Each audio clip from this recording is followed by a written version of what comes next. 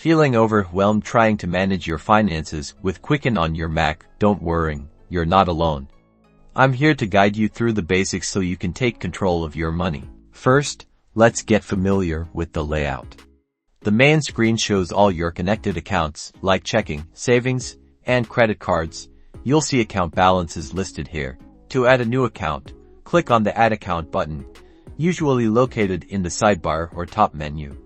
Quicken will prompt you to choose the type of account you want to add. Select the correct type, such as checking or credit card, and then search for your bank or financial institution.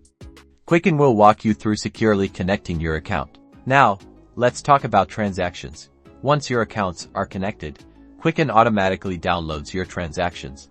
You can then categorize them to track your spending. Click on a transaction and use the category drop-down to classify it. For example, you might categorize a purchase at the supermarket as groceries. This is how Quicken helps you see where your money is going. Finally, let's look at reports. Click on the Reports tab to access various charts and summaries. You can view your spending by category, track your net worth, and much more. Explore the different report options to get a clear picture of your financial health. Play around with the settings to customize the reports to your specific needs. And that is how you get started with Quicken on your Mac.